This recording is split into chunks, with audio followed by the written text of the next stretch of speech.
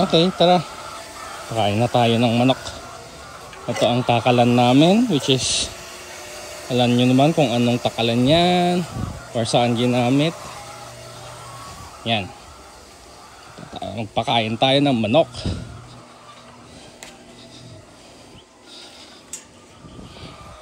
Ganito ang buhay sa probinsya. Ayan, simple lang guys. Pakain ka, and then pupulot ka ng itlog, bibenta mo yung itlog, yung iba kakainin mo. Ayan o, dami na nilang egg drops, kita nyo. Pero mamaya tayo magpupulot. Pakain muna tayo ng mga chicken. Oopsie. Ay, hirap magpakain pag nagbablog. Ganyan talaga ang buhay. Kailangan nating ipakita para ma-experience nyo rin kung paano magpakain. Yan. Diba? Yan. So, itong takalan namin ay naka-measure na siya. So, isang ganito, isang span or kulungan. Ayan.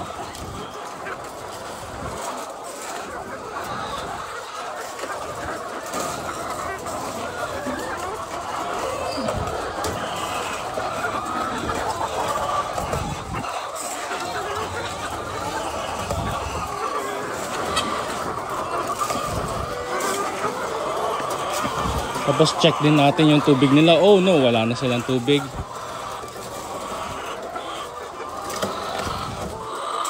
So, always check guys. Huwag nyong hayaang mawalan sila ng tubig. Masalot ngayon, mainit ang panahon. Hindi talaga nila ng tubig.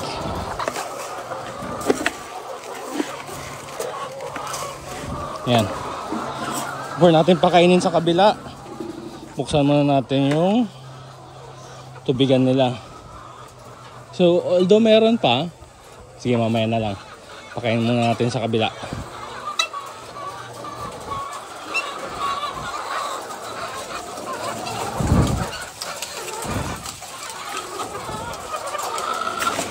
Yan, meron din tubig. Ayun oh, may tubig pa. So, pakain muna natin. At gutom na sila. So, itong batch na to, parang mahina ata tong mga to ah. Konti lang yan.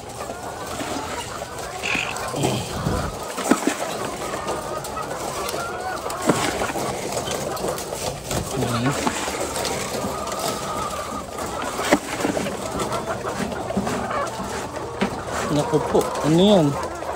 Nahulog.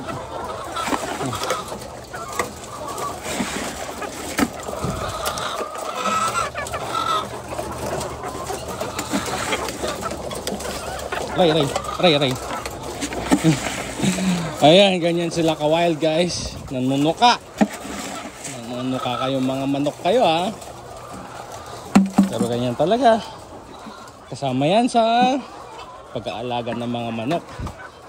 Kailangan maramdaman mo ang kanilang tuka.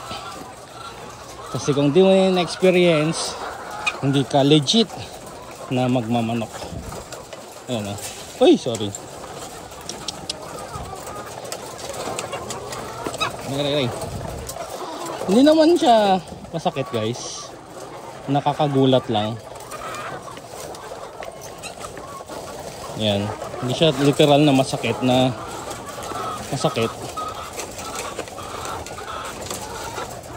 Ramdam mo lang siya. Ayan. At saka nakakagulat.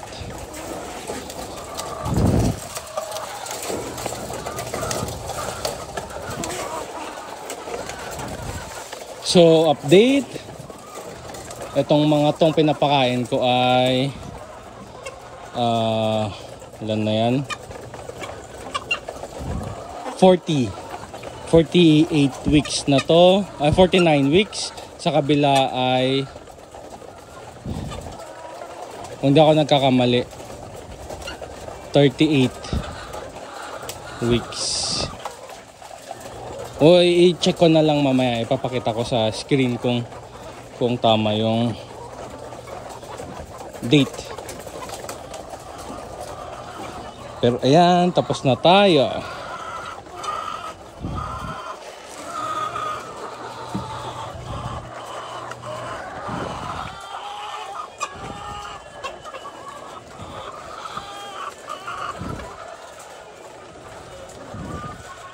So yun guys, next naman magpulot ng ng itlog.